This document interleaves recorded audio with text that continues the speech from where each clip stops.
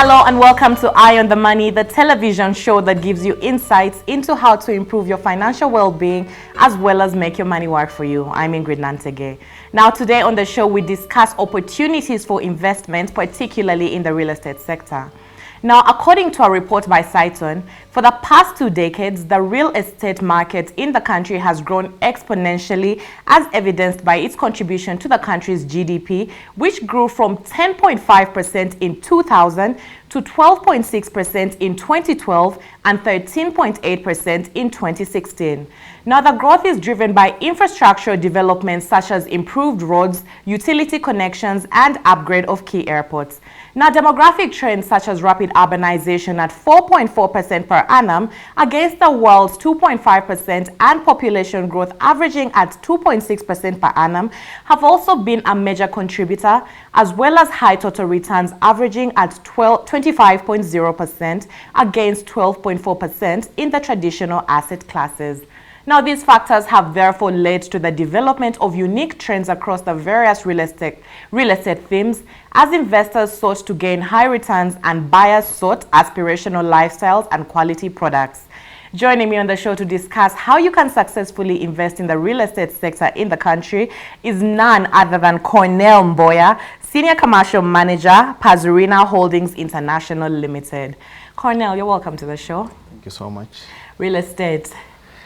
Yeah, it's a little bit broad and wide. Right. When you talk about real estate, it involves a lot of things: land purchasing, construction, buying and selling, both commercial and residential.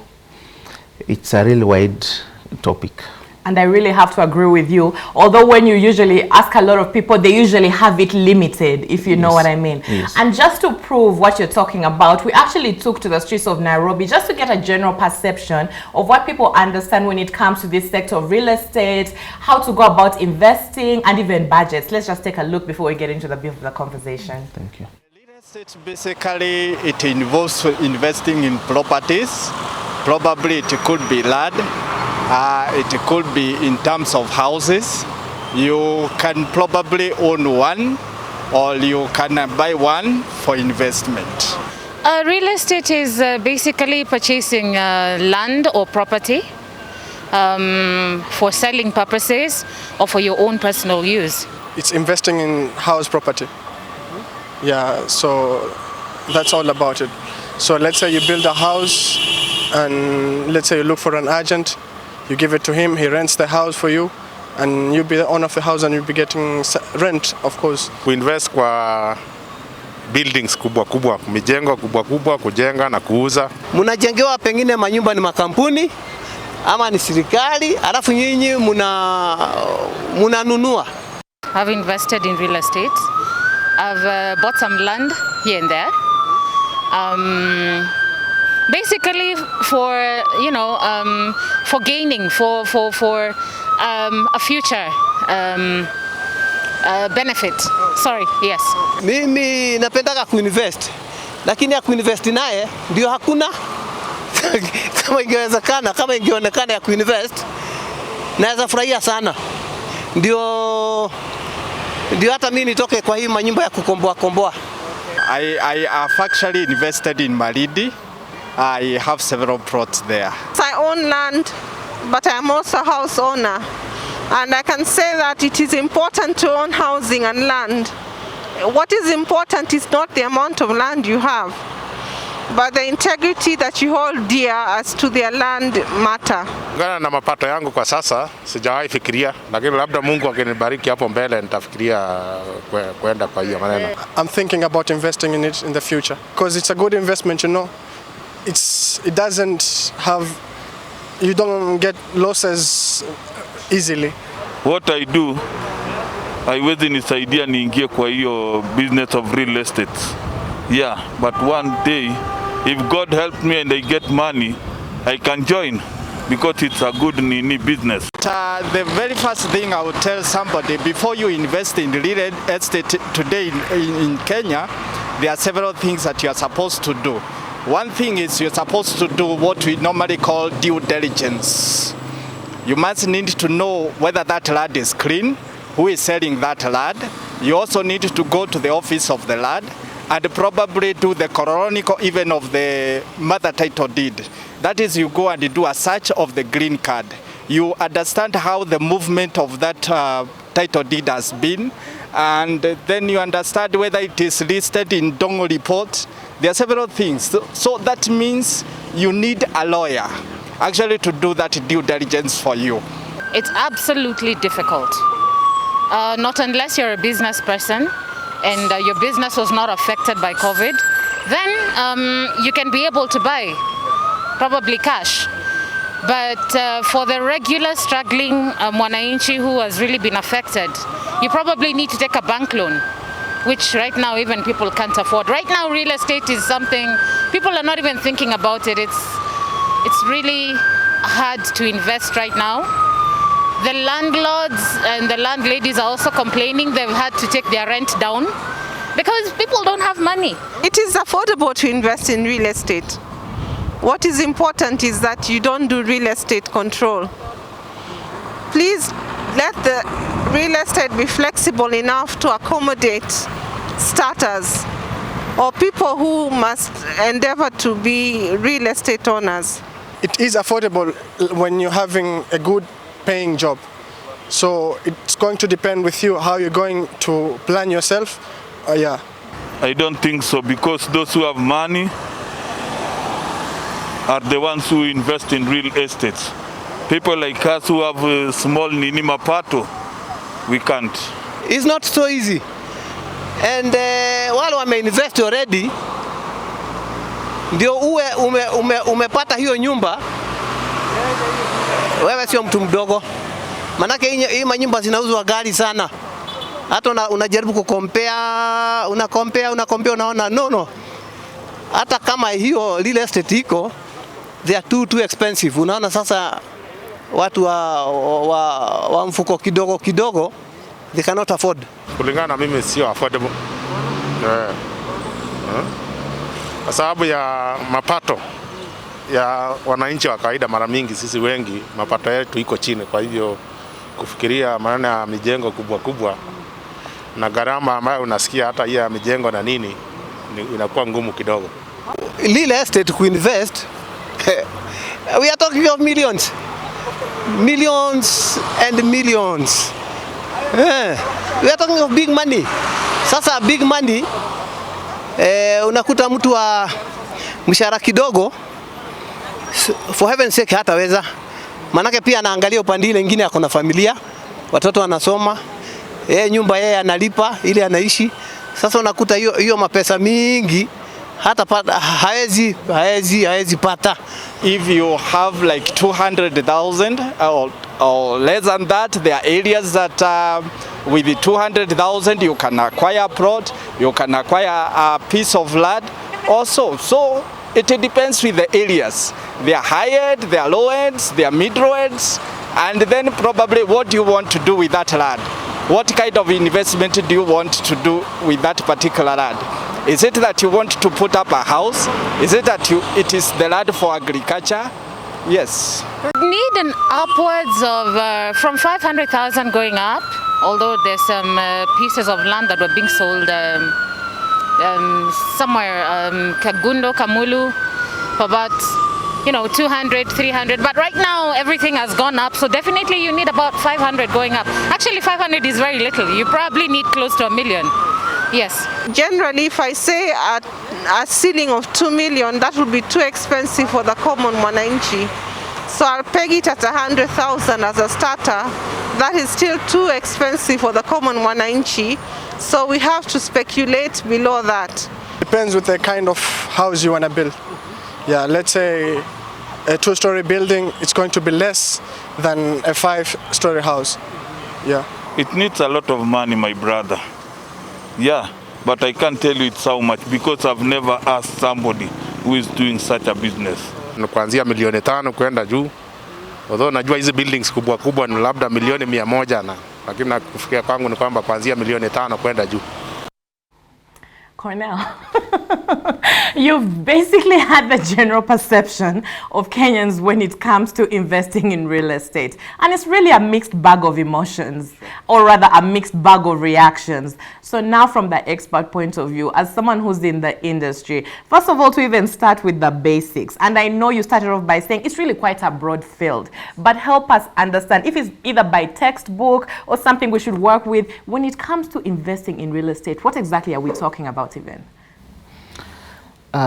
When you talk about real estate investment, it's a way of diverting a portfolio, because you'll find out that there are times that the stock market is down, but the real estate market is doing so well. And when you talk about an investment, is probably buying or selling or constructing or doing, making use of a land to get some income. That is the real estate investment, the part of it. Now, actually, I agree with a few of our audience who've spoken about the real estate and how it is supposed to be invested. There is this notion that when you talk about real estate, it's about millions of shillings, which is not the fact. You start small. That's the thing that Kenyans and many people doesn't want to understand. You don't have to get 1 million shillings or 200 million shillings to come up with, to invest in real estate farm or in plots or to do your own building. You don't have to get millions of shillings. And you're going to tell us how much really baseline you'd need to get into that. However, even as you said, one of the good advantages when it comes to investing in real estate is it helps you diversify your portfolio. Just in case you've invested in the stock market and you know it's tanking, this is a good place that you'd look at. However, when we look at the Kenyan market, there's so much on offer, particularly in this sector. So if I as a person, I'm looking to invest in the real estate sector, how do I zero in on a profitable property, considering that all the noise, everything that's in the market? What should guide my decision to ensure that even as I invest, like you said, it's very broad, whatever I zero in on is something that's profitable, that's actually going to make me money? For you to get something that is better, first, you should look at the real estate market trend in regards to the location. What is going on in Kileleshwa? Are you going to do a maisonette? It will not work for you in Kileleshwa. You'd rather do an apartment or an office suite. That will be better. What do we have in Syokimau or those sides of Kitengela? Are you going to do an office suite? It will not work for you. You'll do maisonette because people want to go stay a little bit far when you talk about maisonette. Now, that's basically the first thing you're supposed to be looking at. Then secondly, it's so much important to work with the realtors, real estate agents, because they'll tell you about what is happening in the location, the amenities that are around there. They'll definitely again tell you about security. They always know the immediate property that was sold and how much, and can easily advise. They are so much important in trying to zero down on what to invest in. Then again, what's the purpose of investment? What do you want to do with this property? Do you want to build it for your grandchildren? Do you want to build it for your own self, that you just stay there and it doesn't bring any other income? You have to consider that as well. Yes. Now, Cornell, just one of the first things you said was you agree with some of the perceptions on the streets where people said, you don't need too much. You know, someone actually mentioned, let me start off at 100,000 so that I can see how to incorporate even the greater Kenyan. But realistically speaking, as someone who's in this space, in terms of a down payment, or even if I'm taking out a mortgage, what is the range for someone who's interested in investing in real estate? Because a lot of people shy away and don't even bother because, like you heard, they think it's upwards in the figures of millions. When you talk about a down payment usually is a first step towards owning some stake in the property or in the building that you want to do. when we look at the mortgage is usually regulated and given by each and every bank, or let me say insurance regulators, such that it is in a way that some give 10%, some give up to 8%, 8 to 10%, some give up to 20%, depending on the bank that you've gone to. That is one. Secondly, a down payment usually is negotiated. Someone would want to come and pay 30 or 40%, depending on his financial muscle, that will help him to clear up the balance. So it is open to negotiate your down payment with the realtor or with the owner of the property that you're going to buy. And even you can negotiate as well down payment on mortgage when you get to a bank. Yes. So you also mentioned how important it is to just like enlist the help of a realtor, because first of all, they understand the industry. They can give you, you know, real solid advice that you could use, as well as creating a certain level of convenience.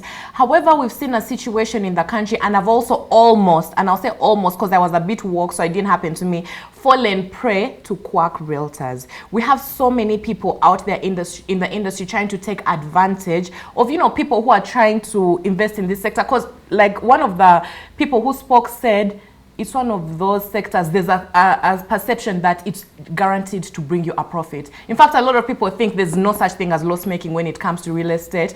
They'll say, oh, your value can only go up. So my question is, even as you find a realtor, you're so passionate, you want to get into this space, what should you look out for to avoid a situation where you lose money and then you end up being cheated and you don't even get what you're looking for? Yes, there are quacks in the real estate. They call themselves agents. But there's a body that's regulating the realtors. Once you realize that a firm is registered or an individual is registered with the body, then it is easy for you to definitely contact this person and get the best out of it. Most of the agents usually take advantage of that situation just to benefit themselves and not look at the other side of the client. Because the first thing that should be happening, or the main reason why they are usually there, is to make work easier for the client. When getting into real estate, especially when buying a property, first there are paperwork that's supposed to be done. This paperwork, especially when you work in office, you want to go do the due diligence that one of us was talking about. You want to walk to the land ministry. You want to go check on the taxes that are involved. When you give this opportunity to a realtor who is genuine and registered, it will help a lot. As I mentioned earlier, they know so much about the area, and they'll give you like 3 or 4 properties just to make a quick decision, to avoid the hassle of taking a whole day walking to look for property. They are very much important.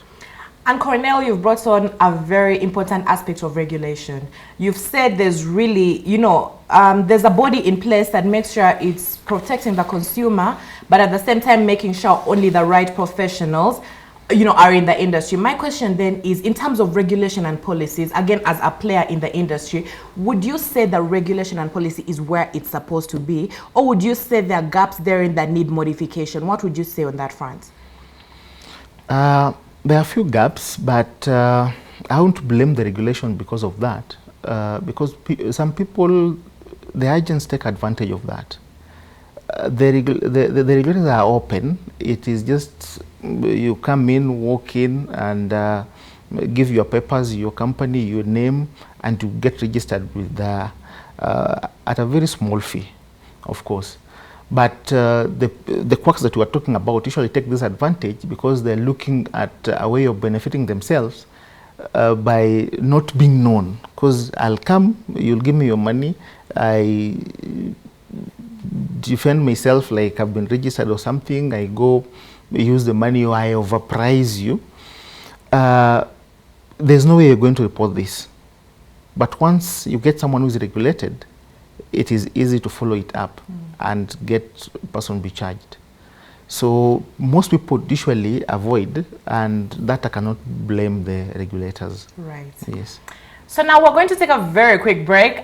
Remember, we're talking about investment opportunities in the real estate sector, and you can be a very big part of this conversation by sending your feedback, queries, and SMSs to our social media platforms at Metropole TV KE on Facebook, Instagram, and Twitter. Don't go anywhere because I'll be right back.